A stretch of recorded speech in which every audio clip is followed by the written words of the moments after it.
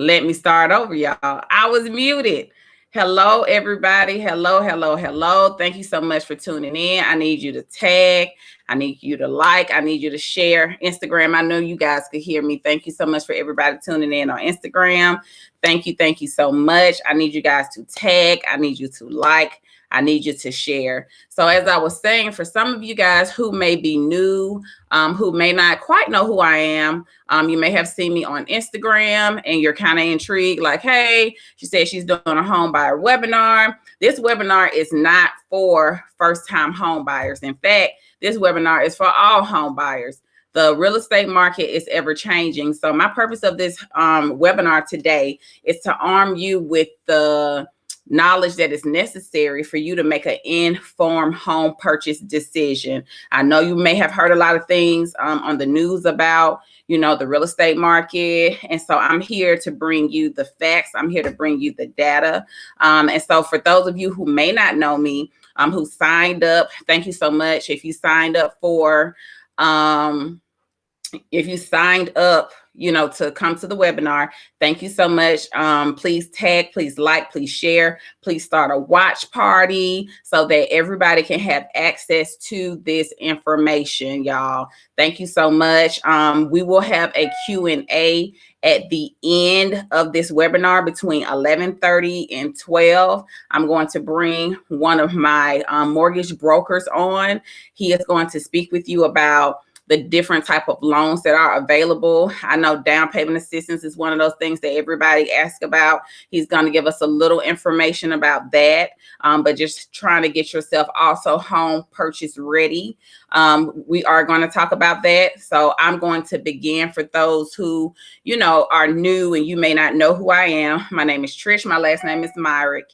I have been in the real estate business. In July, it will be for 13 years. I absolutely love what I do. I got into real estate really by happenstance, but my goal has always been to be an advocate for the people. So, ultimately real estate is also a vehicle. It's a catalyst where I can really walk into my purpose to help others, even doing so by arming you with the knowledge that you need, to make an informed decision when you are purchasing a home, to let you know about the process. I am a mom. I have 3 beautiful children. They're the light of my world. I have a son and 2 daughters. I am from Atlanta. I went through APS. I went on to UGA, came back, had some work at Atlanta Metropolitan State College, and I got my real estate license in between all of that.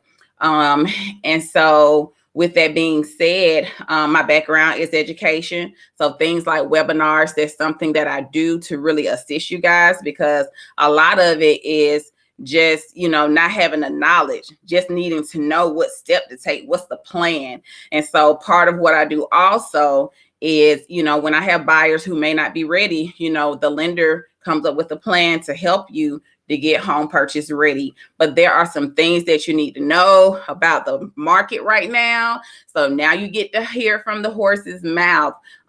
Please hold all your questions to the end. We're going to have a Q&A between 11:30 and 12. But I need you guys to tag. I need you to like. I need you to share this webinar so that everybody can get access to this great deal of information.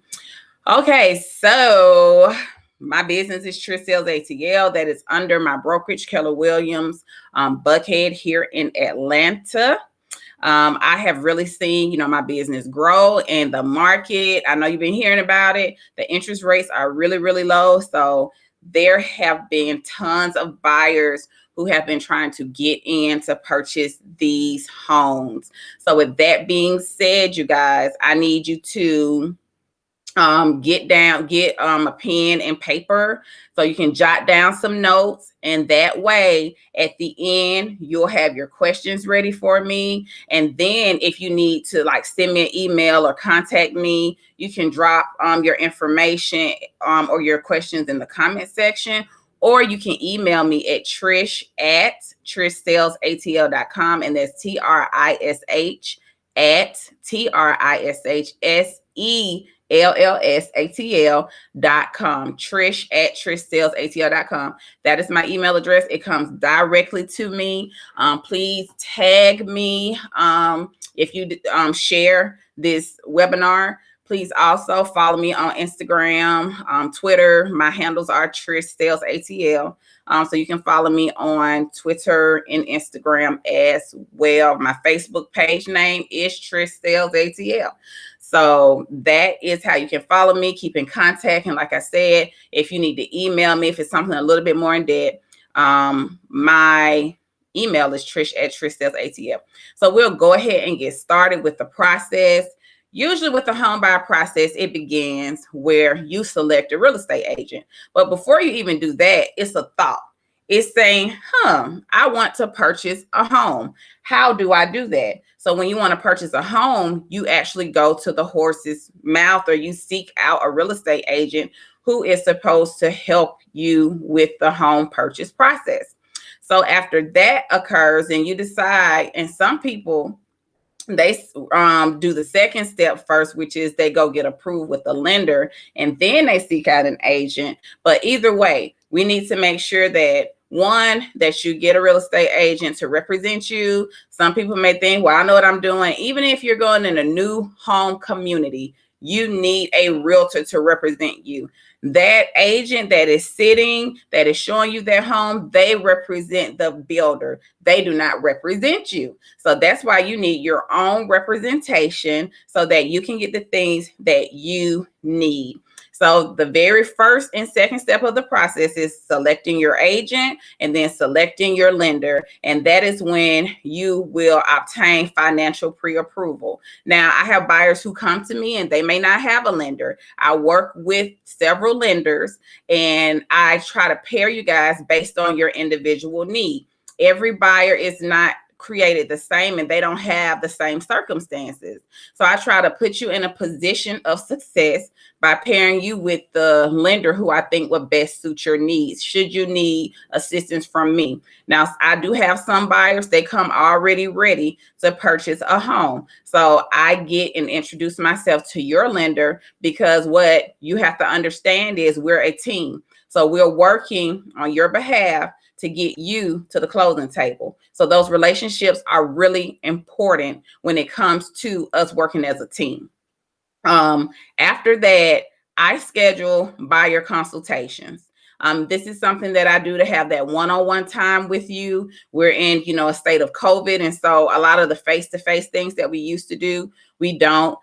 Thank God for technology. So we're able to actually meet via Zoom. I do FaceTime, or we just simply speak on the telephone.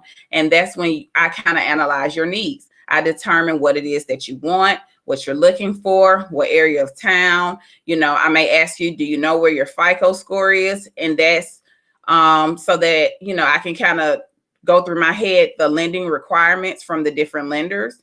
Another thing is I may ask you, how much rent are you paying? Are you comfortable with that? Do you want to go up? Do you want to go down? Because that's going to determine your price range. So I'm analyzing in my head in our first conversation, the area of town, the price range, and this is a guesstimate. I'm not a lender. So once the lender gives their pre-approval, that's your, price range, and you may be able to go up and down depending on your circumstance.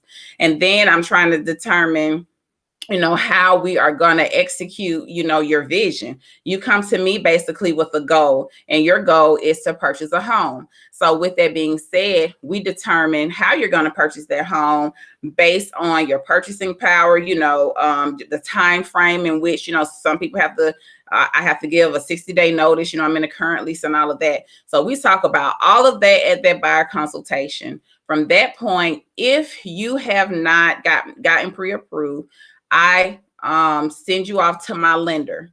Normally, when you start to complete your mortgage application, there are some documents that are needed. They need your ID. The lender is going to need your last 2 paycheck stubs, depending on how frequently you get paid. They're going to need your last 2 years tax returns, and then they're going to need your W-2 for last year. So they're going to need this information. So as you're gathering it, and like I said, have a pen and paper ready so that you know what it is that you need, jot this stuff down if you're interested in purchasing a home. these are going to be the documents that you're going to need. So once you complete your application and you upload these documents and get them to the lender, then they are going to be able to determine if they are going to give you a pre-approval. And so once you go through that process, and let's say you do get pre-approved, then the lender generates a letter with your purchase price, with the type of loan that you have, with your interest rate, and any conditions that you may have with purchasing. And so during this time, once I receive your letter, we schedule a buyer onboarding meeting.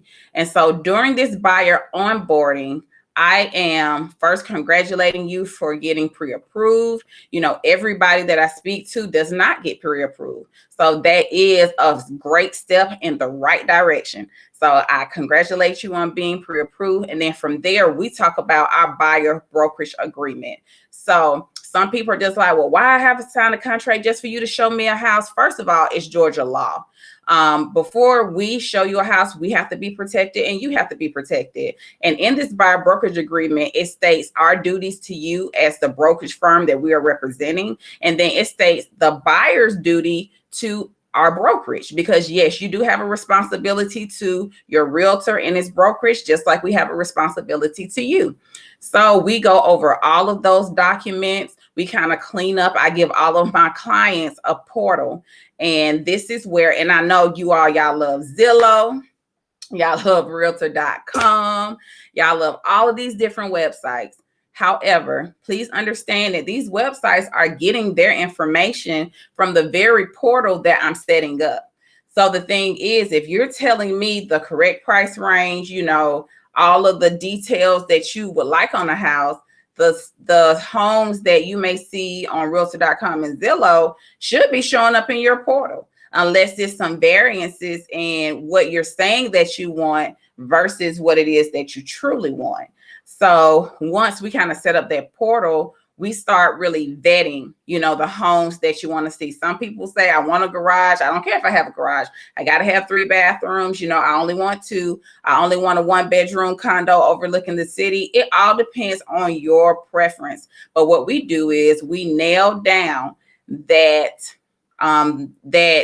home that you say that you want. We start looking in that area. We start looking at what's available. Now, inventory, y'all, I have to be honest, it is low. Homes are coming on the market, and as quickly as they come, they are gone. So that's why you have to be very intentional about what you want.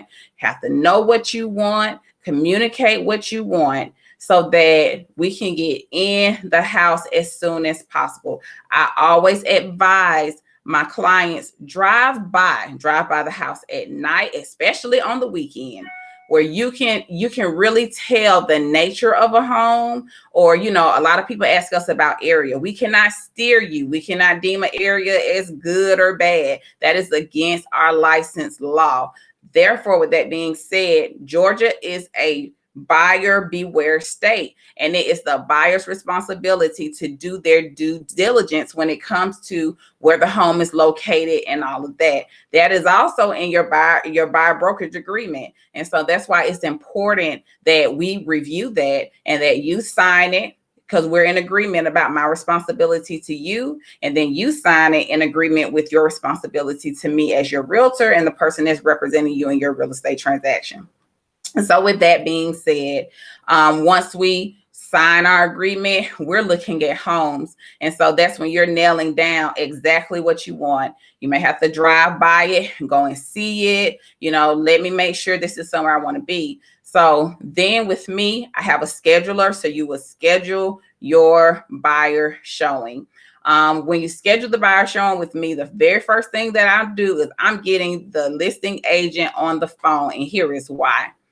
A house can be on the market at 12 a.m. midnight. And I know this as a listing agent as well.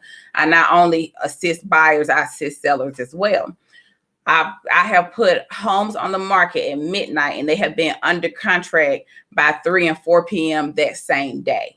And so as my responsibility to you as the buyer, I have to vet this listing. You're sending it to me. I'm asking the listing agent, do you have any offers on it? based on the type of loan that you have, and you'll hear more about that with my mortgage broker, based on the type of loan that you have, can this home go, let's say FHA? FHA is a government-backed loan. So guess what? The house has to be move-in ready. It can't be a fixer-upper if, you know, the appliances are gone, the doors don't close and shut, the windows are broken. FHA is going to say, no way, Jose.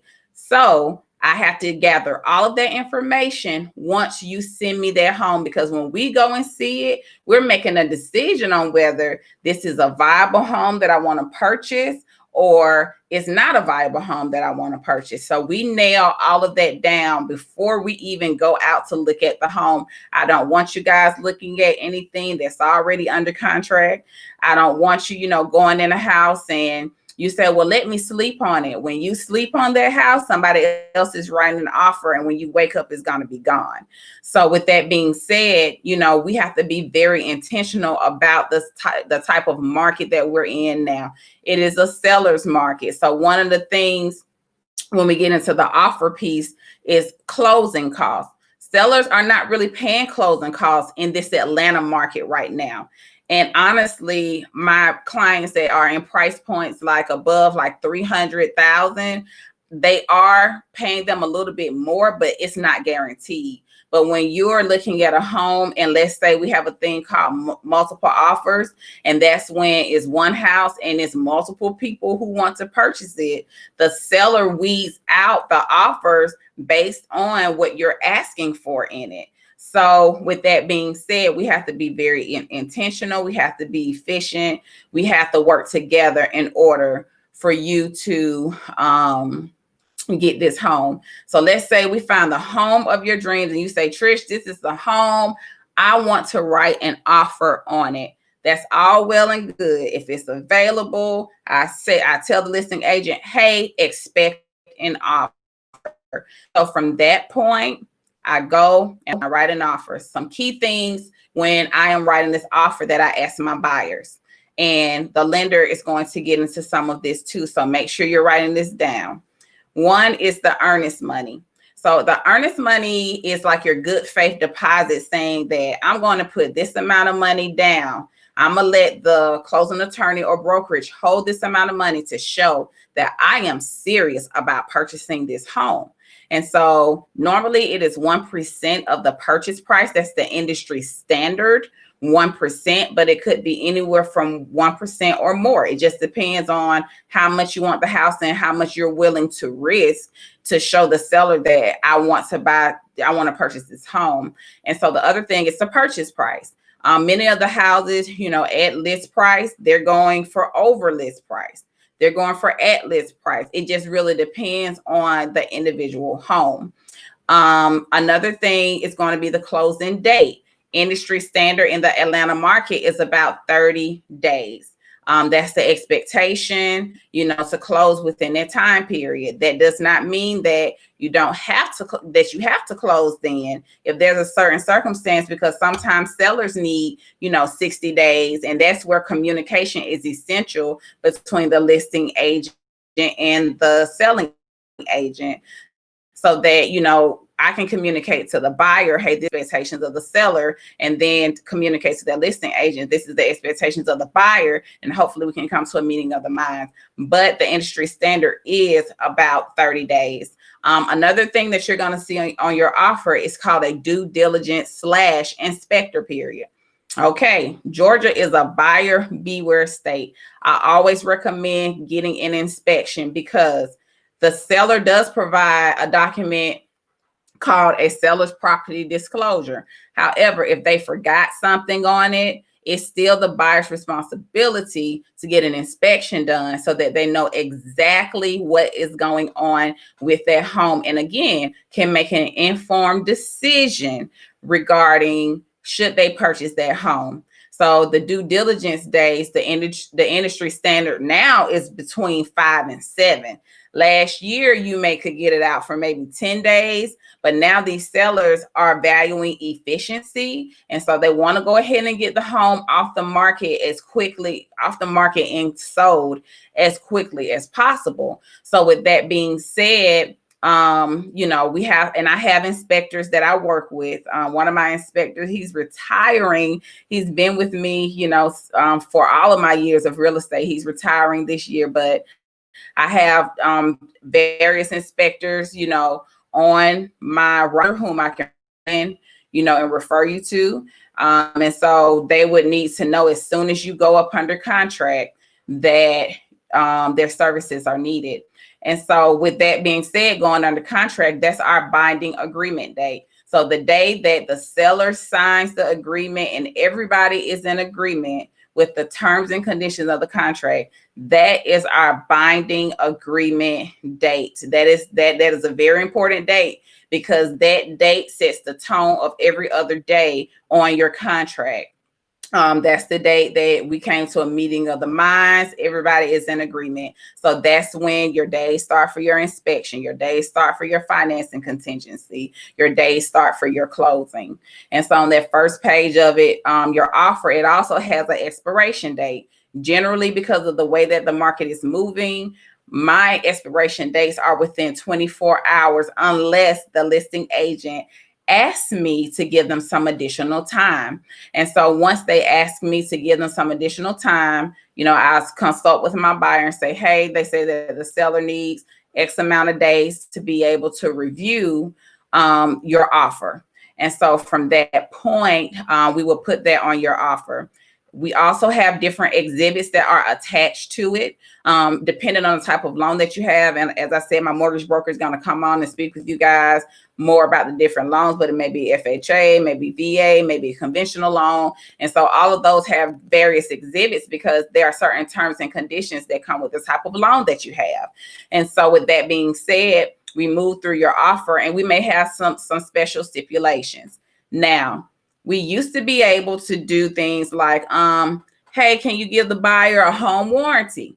You know, right now, sellers may or they may not. You know, it just depends on how many offers they have, the price point, and all of that. Like, sellers are looking at all of that when they are, you know, accepting offers. So you might be able to ask for a home warranty. One of the things that I ask for, make sure the house is in broom clean condition. You know, just make sure it's clean before the buyer comes in.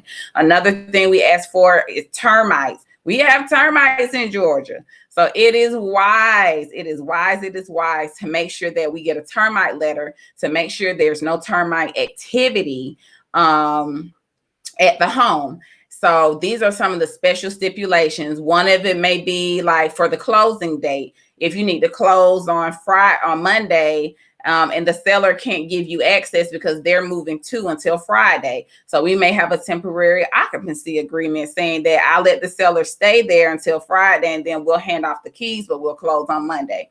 So it really just depends on the circumstance. It really just depends on, you know, you as a buyer, your needs and the seller needs, and coming to the meeting of the minds. So with that being said, you know, the contract is something that once you sign, you're bound. And so there are a few days that we have to pay attention to. One is the due diligence day. So the due diligence day. So let's say that you go under contract. Yay, we're under contract. And so after that, what happens is you do your inspection. And so when you're doing the inspection, you find out that the air conditioner unit, which is between $8,000 and 10, you know, or more to replace, you find out that the AC unit, HVAC unit doesn't work during the inspection. So when you're doing an inspection, one of the things that you can do is ask the seller for repairs. And that's an amendment to address concerns. So let's say the seller says, I'm not replacing a, you know, HVAC unit or whatever. And then you say, well, I don't want to buy a house and have, you know, this problem with the HVAC system. So Trish, let's not buy this house. Okay. So during that due diligence period, that's your, like it says, due diligence, that's your inspection period. That is the time that we can get out of that contract and we can terminate it. And you will get your earnest money back. Because remember, at the very beginning, I said your earnest money is that good faith deposit saying that I will risk this amount, you know, so that I can purchase this home.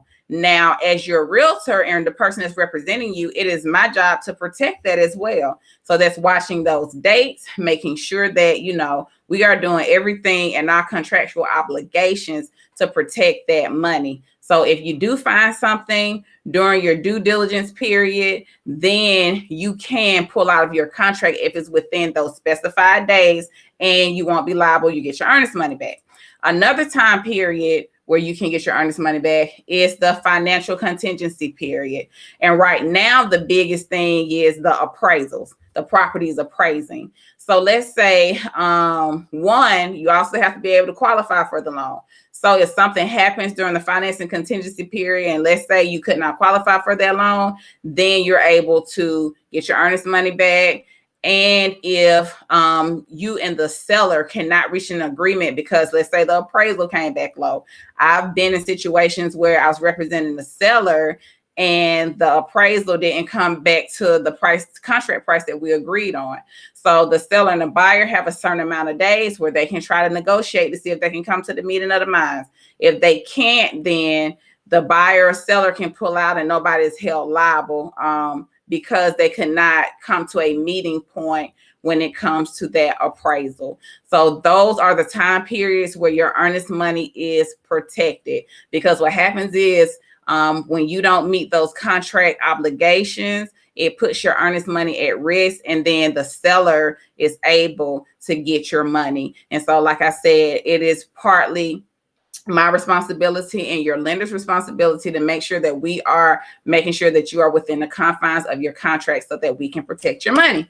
So let's say that you're under contract and everything goes well, the inspection goes smooth, your lending is going smooth, you know, the lender's going to be asking you for documentation. So that's the part that gets a little tedious, but give them what they need. Give the underwriter what they need, because what they're doing is vetting you to make sure that you can purchase this home.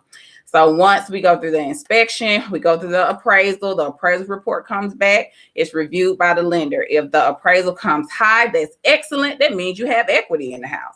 So that means that you have a little money in it in your investment, because ultimately that's what a home becomes, an investment and an asset to you. So instead of paying somebody else's rent, you'll be paying your own, and it'll be going into something that has your name on it.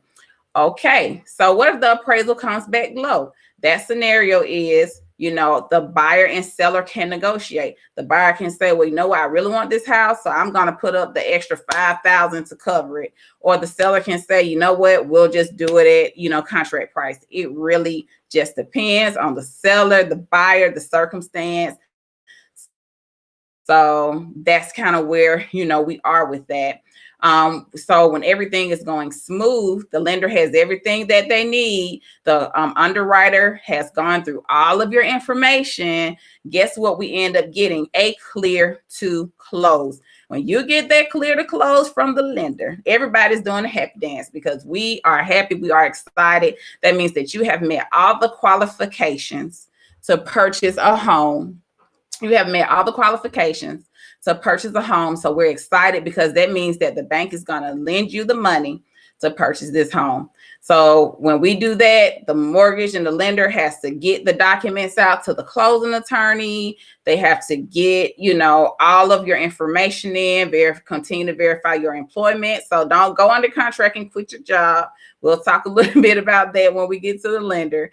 But the closing attorney is also a vital piece of your offer. I failed to mention that on your offer, that's one of the things that usually I choose, because I have those relationships with various closing attorneys. And so, or the seller may say, I prefer to close with this closing attorney because they've already done title work.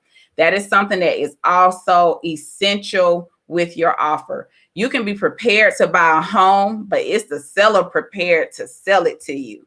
So the closing attorney's job is to make sure that the title is clear. So the title indeed is what will be being transferred to you as a buyer. So if the current seller has a lien, they have like a water bill that's due, or they owe the HOA, they have to pay that money before the closing attorney can transfer the title in the deed name.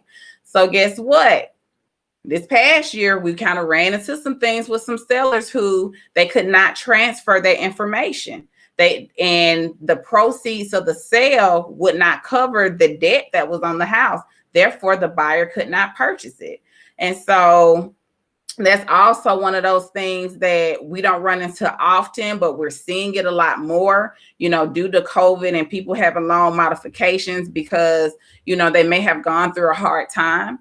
And so with that being said, those are just kind of the things that we are running into in the real estate industry. And that's why the closing attorney piece is so vital. So when you go under contract, the closing attorney gets it because that's when they're starting the work. The closing attorney also represents your lender. So they are the attorneys that are going to set forth that mortgage and everything after they have approved it. They're the ones that do the legal portion of it so that you understand what you're signing, what it means that you're now purchasing the home, you're on the deed, the title is clear. You get title insurance when the title is clear. So that way, if anything should happen, after you have purchased it and somebody come along and say, well, no, that's my house, it wasn't supposed to be sold, the title insurance takes care of that. So they're very vital. So once the lender approves you and we get the clear to close, the closing attorney is the one who schedules the closing.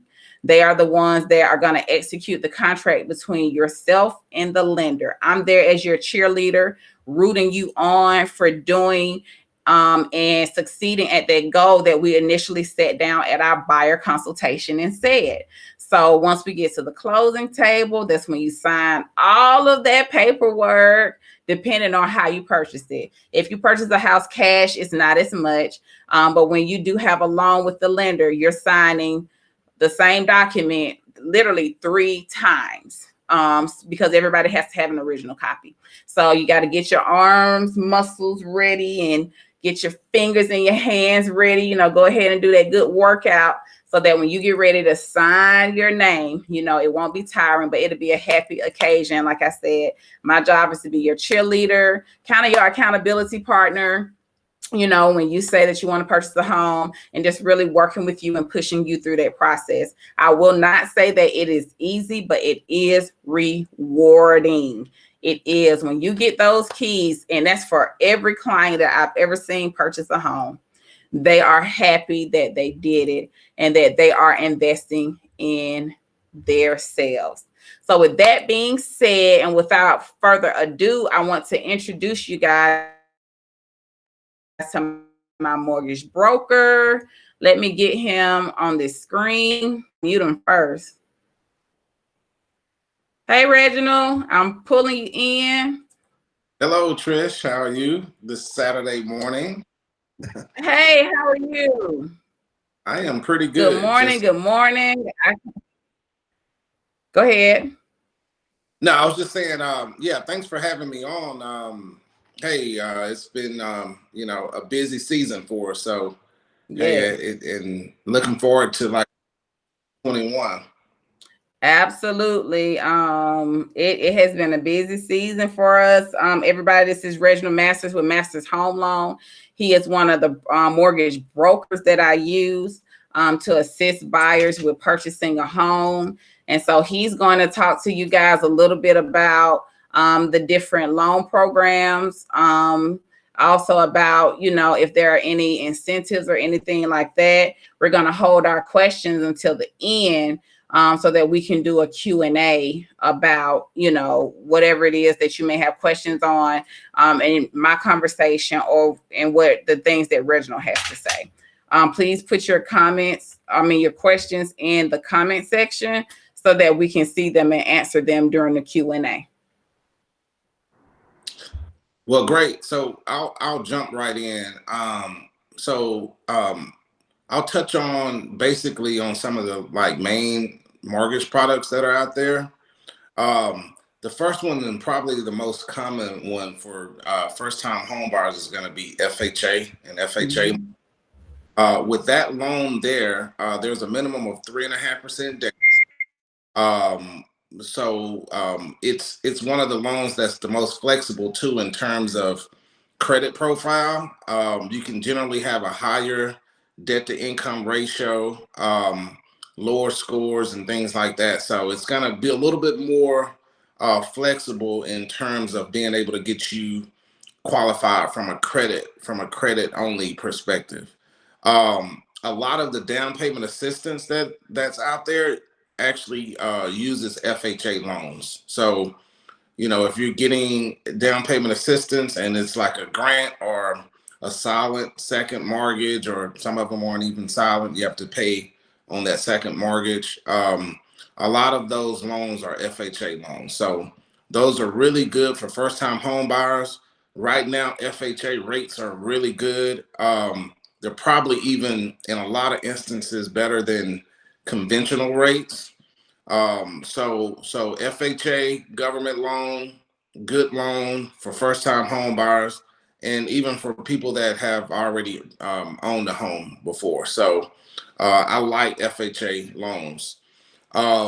Since we're on government loans, we'll talk about VA next. VA is a really good loan for veterans, 100% financing.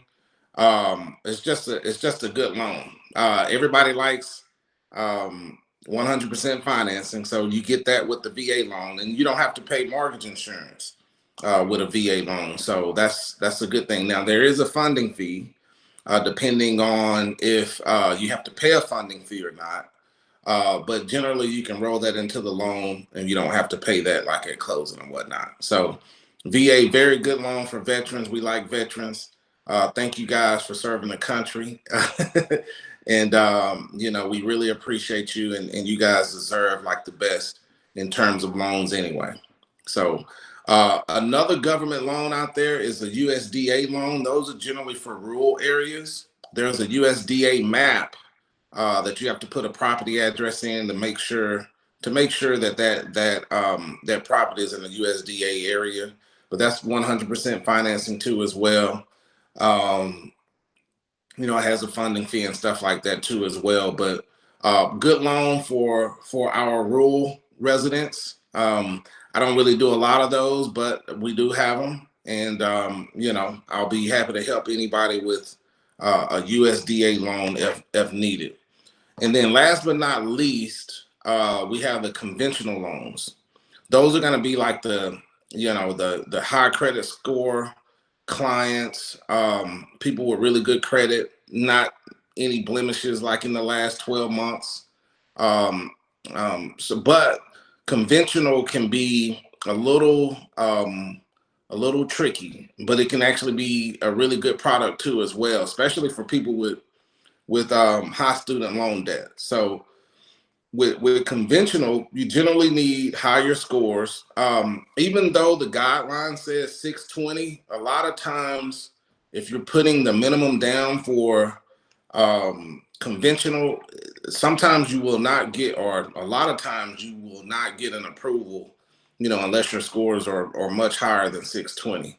So, just keep that in mind. You want to really try to at least get over a 680 credit score. That's where the good pricing is at in terms of conventional. Once you're under 680, the pricing is not as great. You might as well look at FHA if you can qualify for FHA. The one good thing about conventional that I really like though is for clients that have high student loan debt. If you're on an income driven repayment plan, and say for instance the payment is zero, well, we can use a zero payment in calculating your debt to income ratio on a conventional program. So if you're in a situation where you have significant student loan debt, you want to get your scores up to conventional scores. It'll be really good if you can have it over 700. I think 680 is the good point as far as for pricing right now. But once you're over 700, it makes it easier to get like an automated approval. So conventional, really good for first time home buyers too as well. You can put 3% down on a conventional product. For first time home buyers, it's only for first time home buyers. If you're not a first time home buyer, it's at least 5% down on conventional. But there are some down payment assistance programs that use conventional too as well. So if you're in one of those situations where you need down payment assistance, as well as you know, you have like significant student loan debt or your credit's really good, we can look at a conventional with down payment assistance. Now I know, Reginald, yeah, go ahead. I had a question. Well, more of a request. Could you let them know what deems them as being a first time home buyer? Right. What are the qualifications that would make them a first time home buyer? Yeah. So a first time home buyer is someone considered to not have owned the property in the last 3 years. So if you owned a property 5 years ago and sold it, well, you're a first time home buyer again. So so if you have not owned a property in the last 3 years, then you can be considered a first time home buyer. Sometimes there's some exceptions to, like, if you inherit a property, then sometimes you can get around that first time home buyer issue, but most of the time it is 3 years or more. And then you're considered a first time home buyer if you haven't owned a home in 3 years. So, um, so with that said, I mean, Okay. even with some of, Thank you. yeah, even with some of the down payment assistance programs we have, you don't necessarily even have to be a first time home buyer, just so you know. So at 3 year mark, I see my deal went. Can you hear me? It's saying that it's muted. Oh, okay. It's back on I now. can hear you. Oh, okay. So even with you know, some of the down payment assistance programs that are out there, you don't have to be a first time home buyer. A lot of them you do, but some of them you don't. So some of them you just can't own a property at the time. So like if you just sold the property and then you still need down payment assistance or whatnot, um, you know, you may be able to still get it. Now, while I'm, you know, talking about down payment assistance, it sounds good, but it's not always, you know, the best thing for you. So you need to, you know, if you have the money to put your own down payment down, sometimes it makes sense to go ahead and do that, for several reasons. Number one, it makes your offer a little bit more attractive in this market, because a lot of down payment assistance programs require a 45-day contract. Some of them don't, but a lot of them do. So, you know, if you have Trish negotiating for you and she has to, you know, tell a seller that you need to close in 45 days, and then you have, you know, 10 people, 10 offers out there, and, you know, 8 of them can close within 30 or less days, you know, the likelihood of you getting that, you know, winning that offer is not high. So that's one thing. Another thing is on down payment assistance, sometimes and more likely than not, the rate is a little higher. So you're gonna be paying a higher rate. So you know, when you look at down payment assistance, sometimes it makes more sense to you know, to not do that if you can maybe tap into your 401k if you have one, maybe get a gift from a family member. You know, you may want to look at those avenues because, you know, that could be the difference between a, you know, a 2.75 rate, and I don't want to like quote a rate because it all boils down to your credit profile, but you know, that could be the difference between a 2.75 rate and a 3.75 rate. You know, significantly raising your payment. So you have to look at it that way too as well. Also with down payment assistance, some down payment assistance are grants which are forgivable. So you get the money at closing, it's forgivable. You don't have to pay anything back. There's no restrictions on refinancing or selling the home. But a lot of down payment assistance do have restrictions on when you can sell, when you can refinance. If you sell or refinance within a specified time, you'll have to pay that down payment assistance back. So with that being said, I mean, you know, if you know you don't want to maybe like move, or if you think you might want to live in it for 12 months or more and then rent it out, you know, you have to think about things like that because, you know, they could call that note, that second lien note due, because a lot of the down payment assistance programs out there are second liens on your property. So you might get down payment assistance. Let's give an example of, 10,000, right?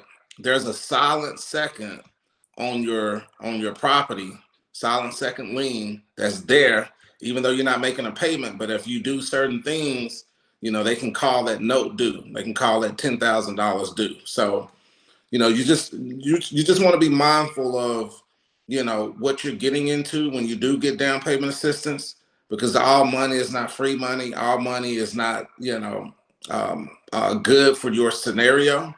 So, but for some people it is good. So I don't want to discourage you from looking at down payment assistance, but look at the profile and just make sure it makes sense for your long-term goals, and we'll help you figure that out too as well.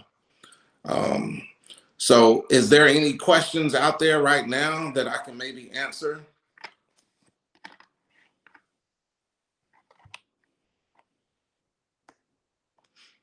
Okay. I mean, I'm myself. I don't have any questions yet, but guys, if you have any questions, please drop them in the comments relative to the home buying process or to the mortgage process. Yolanda James was saying that she would be a first time home buyer. She's never owned property before, and she said her score is in the early 600s.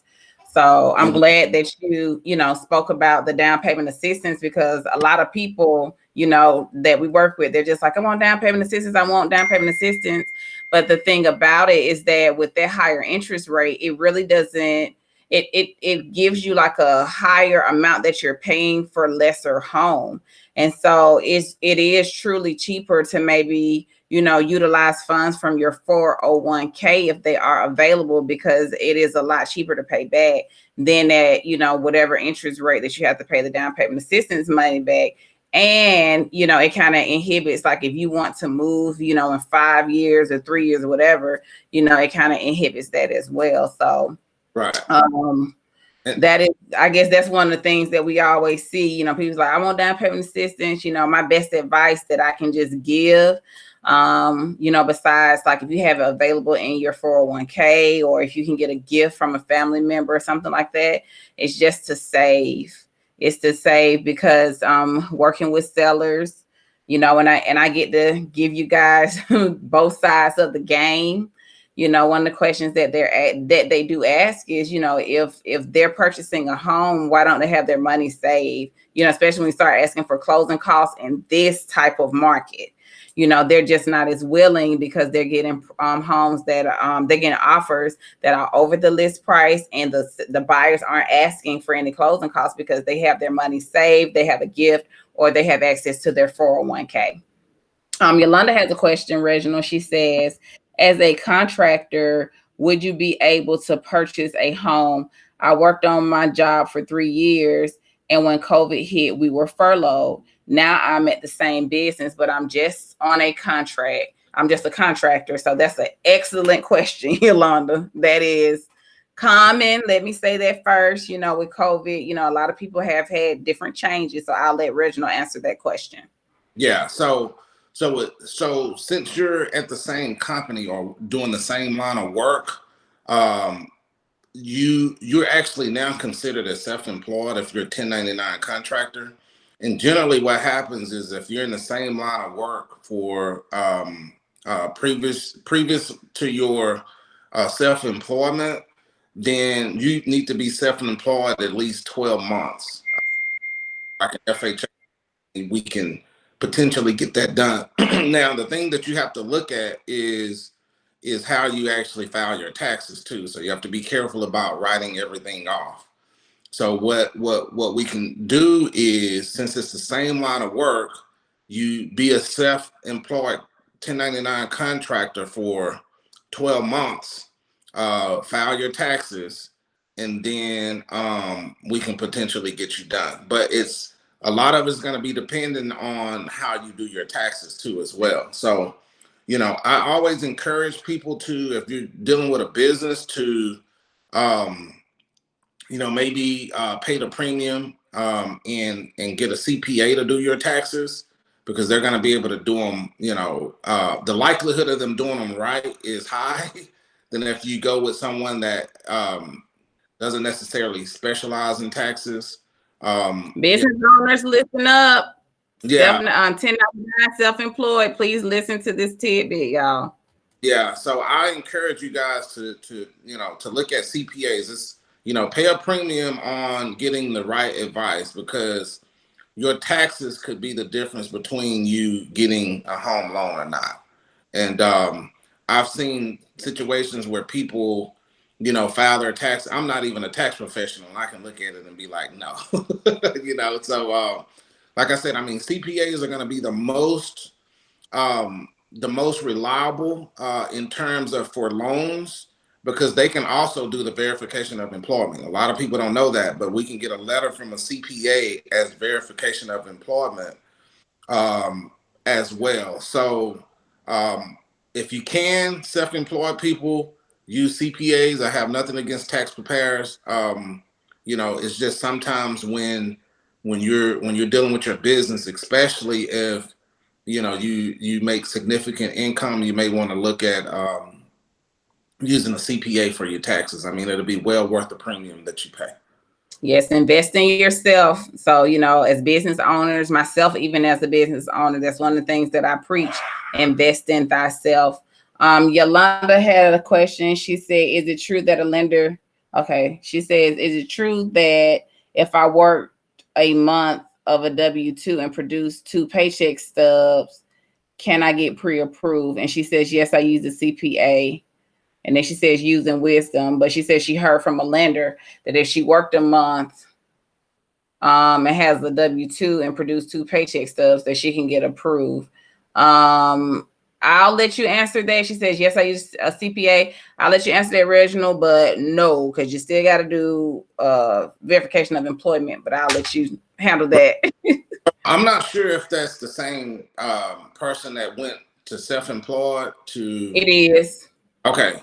So it's either your W-2 or you 1099. So it really kind of depends on the history and the time frame and stuff like that. What the pay stubs look like. I mean, if you're 1099, that means they're not taking taxes out. So it's, whatever your pay stubs look like now, it's gonna kind of determine, what it is. Like I said, I mean, if you're 1099 now, then most of the time you need to be self-employed for 12 months if it's the same line of work. So I would have to look more into your situation to see exactly what they're talking about. But most of the time you're going to need to be self-employed at least 12 months if it's the same line of work for it, like a FHA or whatnot. So, but generally you have to, for most loan programs across the board, you generally need to be self-employed for 2 years, but that's just that loophole with the 12 months if it's the same line of work. Also, if you've been in business for at least 5 years, and this is kind of off that subject, but if you've been in business for at least 5 years and you can go conventional on Freddie Mac conventional, sometimes we need only 1 year's tax return. So you can keep that too in mind. So, but I would have to look at her situation specifically, because I can't really tell, when did she go 1099, when did she go, so we would have to look at that individually.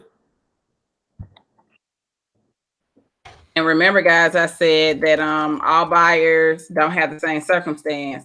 So just like Reginald said, he would need to assess your situation individually. And after we do our buyer consultation and I connect you over to, one of my lenders, such as Reginald, then that is one of the things that he's vetting. These questions, which are great questions. These are the questions that, buyers are truly asking, so that, we can put you guys in a position to succeed, basically.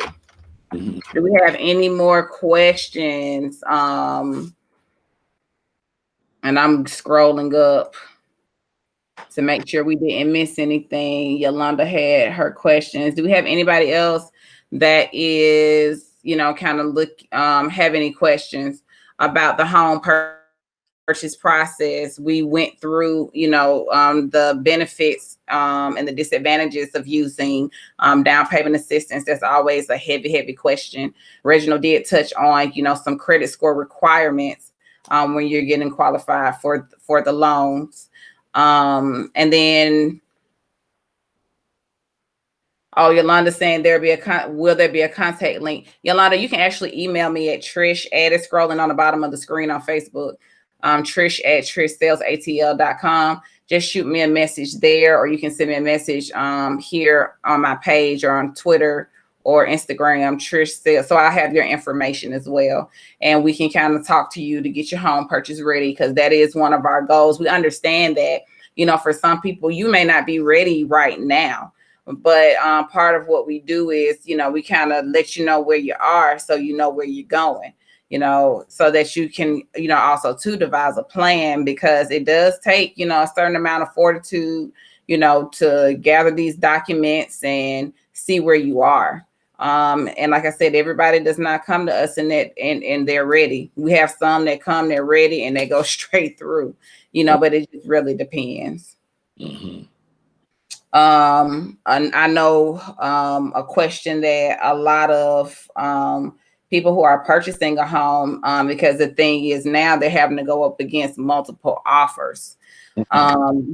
And so, Reginald, tell them a little bit about the time frame in which you can close. I know we talked about the time frame. If it's like down payment assistance, it's going to take about 45 days. And that is less attractive to the seller, because remember, I said that most sellers, the industry standard right now is 30 days. For cash, is a cash offer is 21 days, 14 to 21 days, actually, depending on how quickly the closing attorney can get the title work back. So tell them a little bit about, the time frame and how giving you that documentation and changes, because we got to talk about that piece too, about not going to get a credit card when you get your pre-approval and all of those things, nuances that can kind of affect you purchasing a home.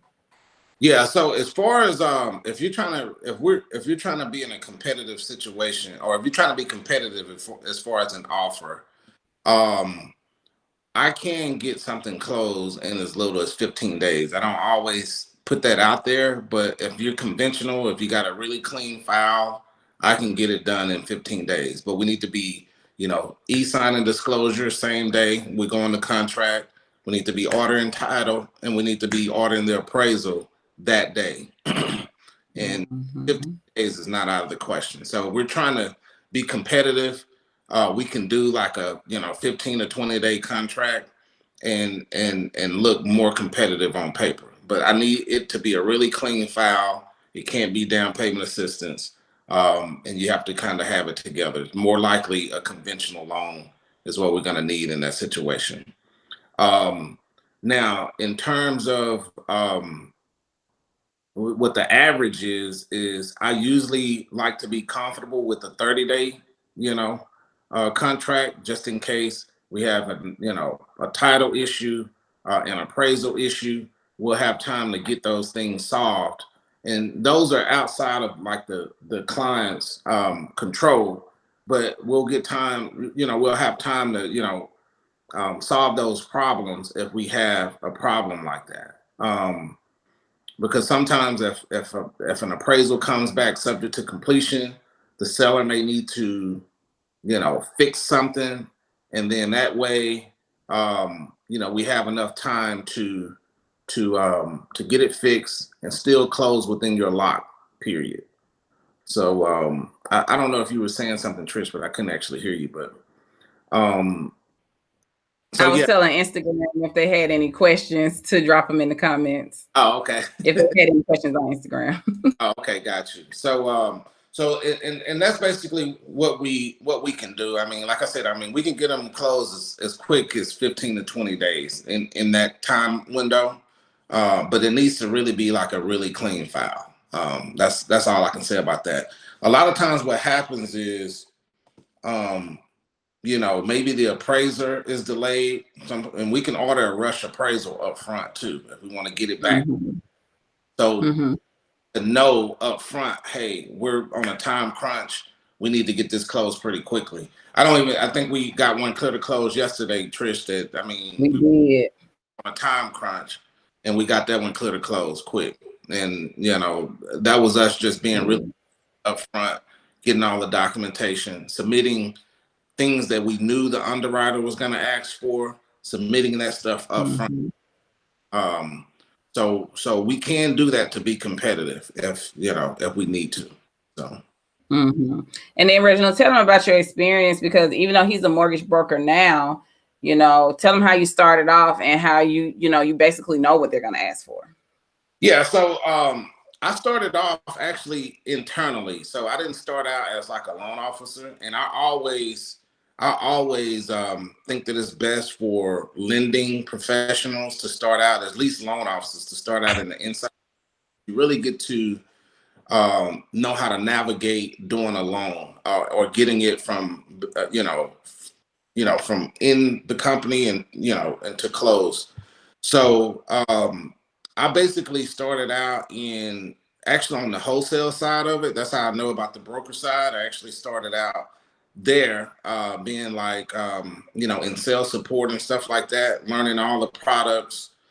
Then I ended up going into underwriting. So that's where I got a lot of knowledge from when I was working in underwriting. So I already know kind of what the underwriter's going to ask for. I'm a guideline driven person. So I'm going to always go to the guidelines and see what it says, because I can go to bat with an underwriter. If it's in the guidelines, I can, I know I'm going to be right if if they disagree with me. So we can take it to management. Hey, we can take it to management. This is what the guideline says. The guidelines are like the Bible in the lending world. So if the guidelines say we can do it, we can do it.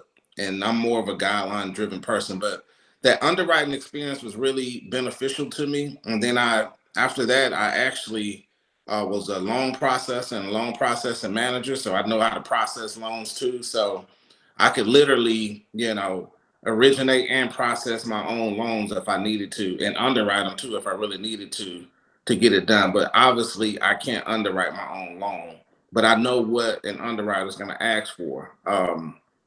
And that's basically my experience and probably my strength versus a lot of other, loan originators out there that don't have that type of experience.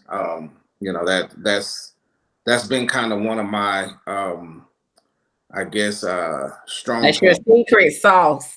Yeah. When people ask you what's your secret sauce, that's his secret sauce. Yeah. What I do is, some people do pre-qualification stuff like that without getting documentation.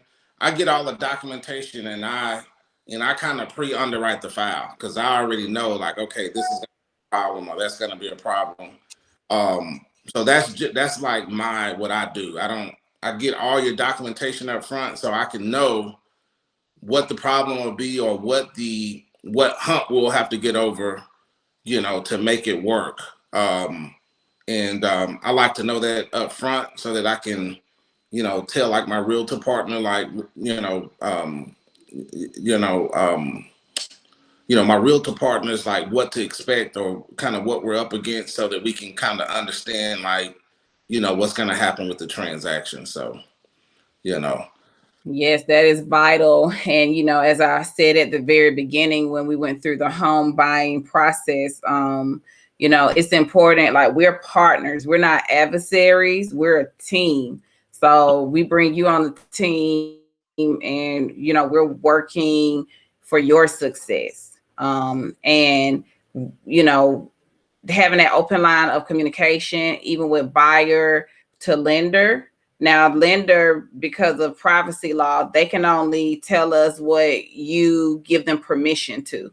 So I don't get a lot of your information. So let me say that, because some people think that lenders give us, your credit score, your blood type, and I don't know any of the information. The only thing that I see is your pre-approval letter, and we working within the confines of that. If we need more, money, if I see it's a multiple offer or, things are going that way, I will ask, can they go higher? He will tell me yay or nay. I will ask how many days will he need to process, so that financing contingency, but I do not get any of your personal information other than your name, your telephone number, your email address, the pre-approval letter, and then, all of that information is private unless you give him permission to give it to me. So I want to dispel that myth, because people think that, all of us have all the information. No, we have privacy laws for that type of stuff. Right. And just to kind of piggyback on what she said too, I don't get into her side of it either. So when it's contract questions and you want to know things about the contract itself and the property and stuff like that, like I don't get into that part. We stay in our lanes. Yeah. You'll often hear me say that's a Reginald question or that's a lender question. So that's telling you, hey, go speak with your lender about that particular question.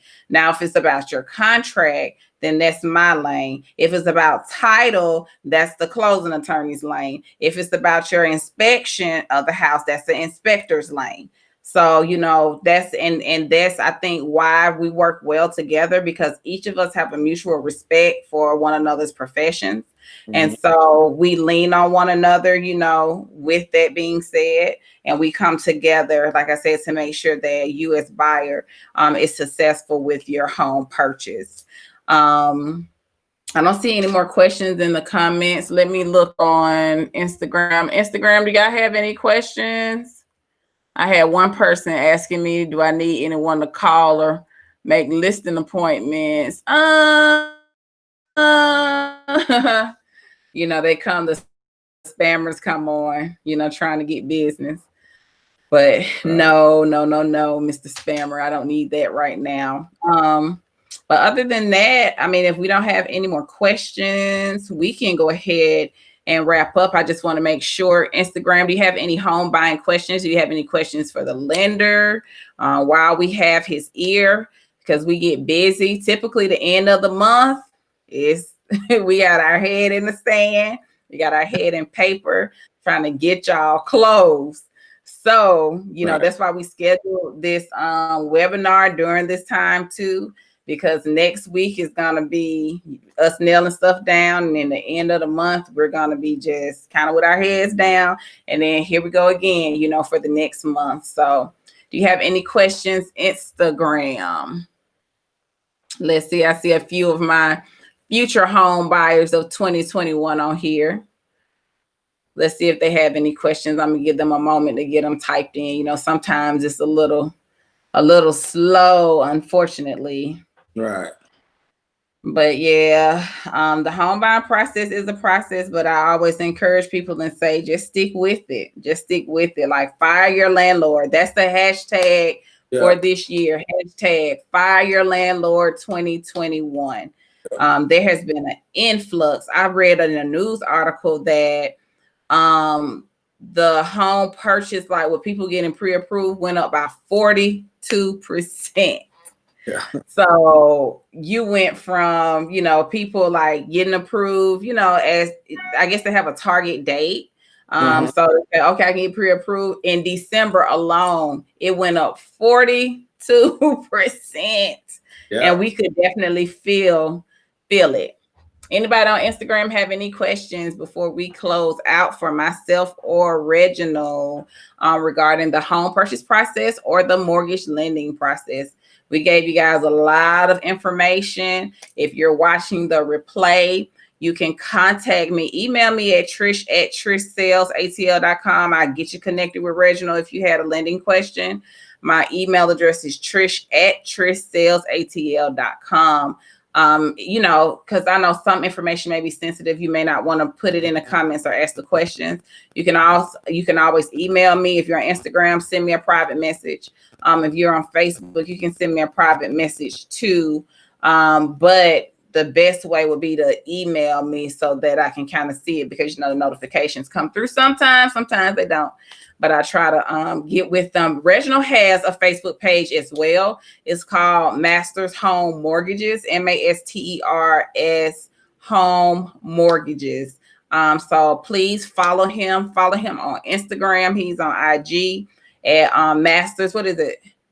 What's Actually, your it's I have a company in my name. So Reginald Masters, at Reginald Masters, my name, and then at Masters Home Mortgage for the company. So okay. So you have Reginald's information, at Reginald Masters, and then at Masters Home Mortgages on Instagram. Follow him. He drops, mortgage nuggets, and just information, inspirational, because I know sometimes when you're going through the process, one of the buyers say, oh, if they ask me for one more thing, I'd be like, give them that one more thing so that you can purchase this home. Yes, the underwriter, they may ask you for the same document 3 times. Give it to them all 3 times. Don't, say, well, why do they need it again? Why do they need this? You're asking a bank to give you thousands of dollars. So give them what they need so that they can approve you. You don't have any, well, I don't want to give them that. You're asking them for money. So it is wise to give them what they ask for so that you'll be in a position to purchase your home. So we don't have any questions. We will end a little early. Y'all, please tag, please like, please share this information. We want, the community to know that, one, we are here. We are advocating for you all. When I'm negotiating offers, I'm essentially not only your representative, but your advocate. Even with that listing agent on the other side, we are not adversaries. We are trying to get to the common goal, which is keys in your hand and a check in the seller's hand. So that, is the end goal for you to purchase your home. I believe in, home ownership. I believe in that you utilizing that money as an asset, sometimes as a vehicle, for generational wealth. And so that is what, home ownership has the potential to do. I know we also have like investors. We didn't really touch on that. If you have any products that can assist people who are, because I'm seeing the increase in that as well. You have a product for investors where they can, purchase homes. Yeah, actually we do. So for investment properties, you're gonna have to go conventional. The lowest down payment I have for that is 15% down. And that's for if it's a 2 unit, I believe it's like a little bit more down. For 2 through 4 units, it's gonna be more than the 50 down. So but if you're just trying to get a single unit, it's 15% down on that. But yeah, you have them for investment properties, actually for second home too. So if you're trying to purchase a second home in Georgia, we can help with that too. That's at least 10% down for a second home. So a lot of times what people do though is they buy their first home, move in it as owner occupied, and you can do this, but you need to at least be there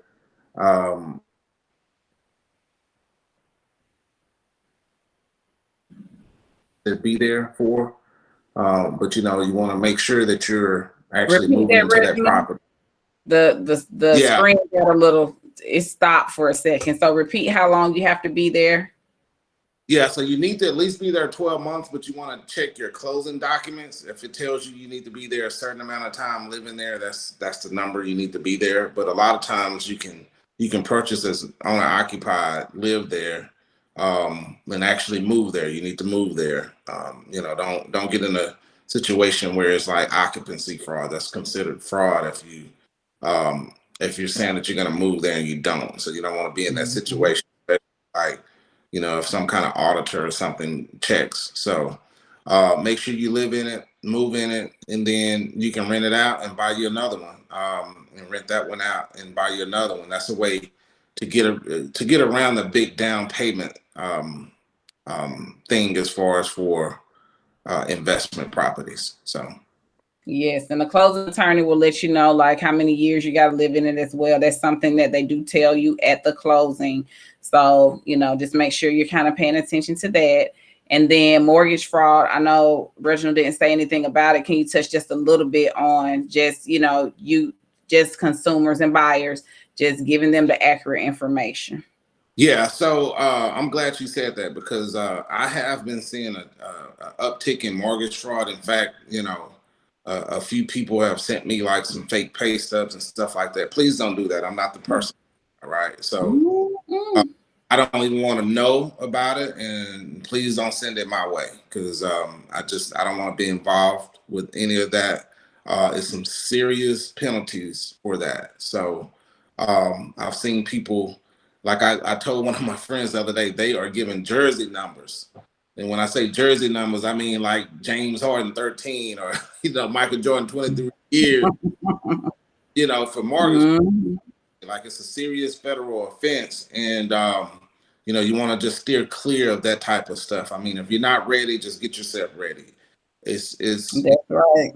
professionals. It's enough good business out here than to risk our lives and livelihoods and over making a few $1,000s. It's not worth it for me. I got enough good business. I don't need to do that. So all I'm gonna say is don't send that my way. And I don't want to even know about it, but just be careful about you know uh you know misrepresenting yourself on those mortgage applications, because as soon as they wire that money, is considered wire fraud. So you don't want to be in that situation, and that's a serious offense and serious federal crime. So you don't want to be in that situation. So Mm-hmm. And with that being said, as the representative for my brokerage and my company, I don't tolerate that. So if we're very first starting in the process, and Reginald gets wind of that and he lets me know, I'm gonna terminate our contract, point blank, period. This is how I feed my children. This is how I take care of my family. So right, it just will not be tolerated at all. So my advice is to you know be honest. Integrity is everything. I have a fiduciary responsibility to you, but you also have an integrity responsibility to myself and my team. So that type of behavior will not, under any circumstances, be tolerated. So right, I just wanted to throw that out there. So I'm not that person. Don't come to me with shady business. I don't do it. right, I've been in and I think with me being in the industry for 13 years, that speaks for itself, that I don't tolerate that. I don't care how much money it may yield, So just want to throw that out there as a team member, team player, to the buyer. So don't try to get creative. Be honest with us so that we can help you. And if it's a no, it's a no. If it's a wait, it's a wait. If it's a not right now, 6 to 12 months, that's just what it is. right, But we just want to make sure that we are working within the confines of, our own individual laws for our business and the great state of Blue Georgia. Had to throw that in. right. So, so if we do not have any other questions, we can go ahead and wrap it up. Reginald, thank you, thank you, thank you for being such a vital, vital part to Trish Sales Atlanta, to my buyers who absolutely adore Reginald, who really educates, everyone. And that's why I wanted him to come on and speak with you guys about just the whole mortgage process and, just that piece. That's the biggest piece to purchasing a home. So, unless you have cash in the bank, you got the 300,000, 200,000, 100,000 already in there. This is a vital piece, y'all, to purchasing your home. So thank you, Reginald, for being such a great team member, being such an asset. If you all need to contact him again, his information is Reginald on Instagram is at Reginald Masters and at Masters Home Mortgages. He also has a Facebook page, y'all. So Mhm. go and like his page. Go like his page. Y'all show him some love. Tag, like, and share this video. Start a watch party. Do all of that great stuff to get this information out. We don't do this, it's Saturday morning. So we're not doing this for our health. We want to, a lot of people, one of their New Year's resolutions that they say is, I'm going to purchase a home this year. So each year, and you can go back and kind of look at my page, we have a home buyer seminar to assist you to get the information out. If you have any questions, you can email me at trish@trishsalesatl.com. You can private message me on Facebook. My Twitter and IG handles are at trishsalesatl. So that is the information for today. If you have any questions, have any private questions, please let us know. Yolanda James, thank you so much for participating with us. I did promise that I was going to do a giveaway. And so for your questions, just you being inquisitive and really participating, we are going to gift you with this Echo Dot just to say thank you, thank you, thank you for asking your questions and just really, participating and getting some things out there. Please tag, like, and share. Send me your information so that we can mail this to you. But we will be mailing it to you. This was given by one of our sponsors. It was sponsored by one of our vendors who, we work with. We absolutely adore them. And when I said I was doing a webinar, they wanted to make sure that we could give you a proper thank you for participating. So Yolanda, this is for you, girl. Send me your information so I can get it in the mail. It may be a little slow. Everybody was complaining about USPS during the holidays.